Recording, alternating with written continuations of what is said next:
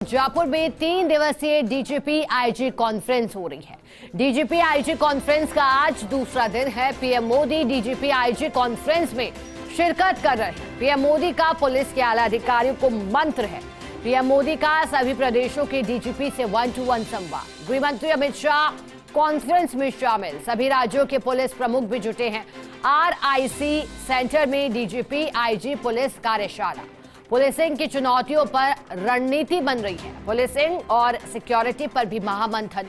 AI, deepfake जैसी technology से निपटने के तरीकों पर चर्चा है। जिला, राज्य और राष्ट्रीय स्तर के पुलिस खुफिया तंत्र की मजबूती पर जोर है। कॉन्फ्रेंस में साइबर अपराध, डेटा गवर्नेंस, आतंकवाद विरोधी चुनौतियां, वामपंथी उग्रवाद, नारकोटिक्स तस्करी में उभरते रुझान, खालिस्तान और जेल सुधार सहित सभी विभिन्न मुद्दों पर चर्चा।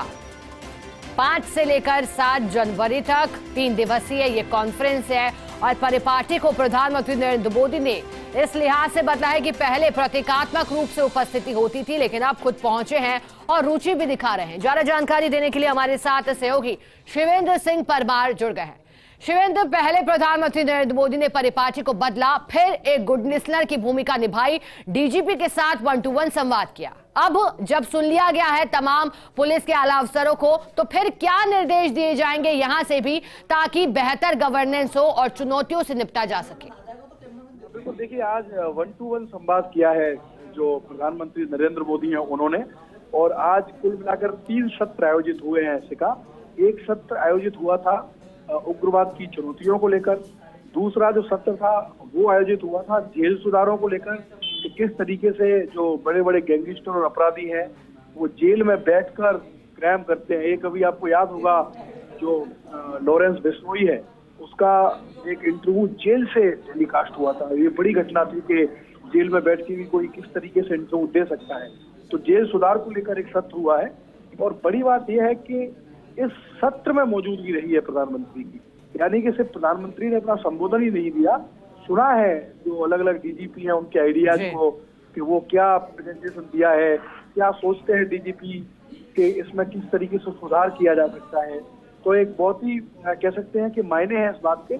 और जैसा आपने खबर की शुरुआत में कहा कि 2014 से पहले जब ये वार्षिक डीजीपी कॉन्फ्रेंस होती थी तो एक सिंबॉलिक इसमें प्राइम मिनिस्टर का पार्टिसिपेशन होता था, लेकिन अब ऐसा है कि जब प्रधानमंत्री पूरा टाइम देख रहे हैं, आप देखिए कि आज भी प्रधानमंत्री की जो मौजूदगी है वो तकरीबन 10 घंटे की है। उन्होंने लंच लिया है सभी डीजीपी के साथ, और जो सुरक्षा बलों के अधिकारी हैं उन सभी के साथ प्राइम मिनिस्टर ने इसका आज लंच साथ में लिया है, अपनी बातचीत रखी है, उनकी बातचीत सुनी है।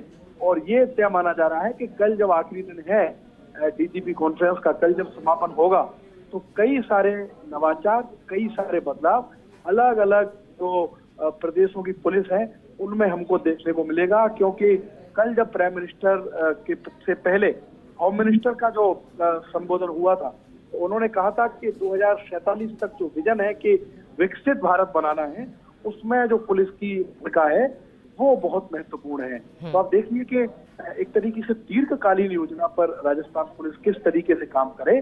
और ये भी कहा था अमित शाह ने कल के संबोधन में, कहा कि पुलिस का जो काम है वो न्याय दिलाना पहले है, कि लोगों को न्याय किस तरीके से मिले।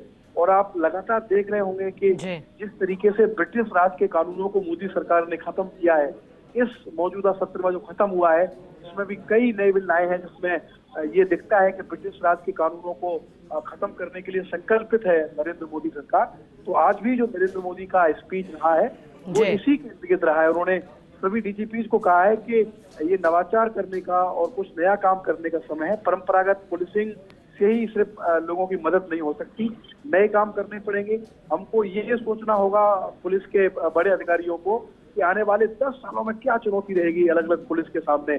क्योंकि अभी तक ये माना जाता था कि जो पुलिस है वो सिविल क्राइम है उसी को रोक सकती है, लेकिन ये जो कॉन्फ्रेंस है इसमें एक सेशन इस पर भी है सिखा कि आतंकवाद को रोकने में पुलिस की क्या भूमिका है। ऐसा नहीं है कि आतंकवाद को सिर्फ बीएसएफ के लोग रोकेंगे, सेना के लोग रोकेंगे, इंटेलिजेंस के लोग रोकेंगे, पुलिस भी आतंकवाद को रोक सकती है। पुलिस की क्या भूमिका हो सकती है। तो एक महत्वपूर्ण दिन रहा है जब प्रधानमंत्री ने फुल टाइम दिया है डीजीपी कॉन्फ्रेंस में, और मनोबल बढ़ाया है डीजीपी का, अपनी बात कही है और बाकी डीजीपी की बात सुनी है।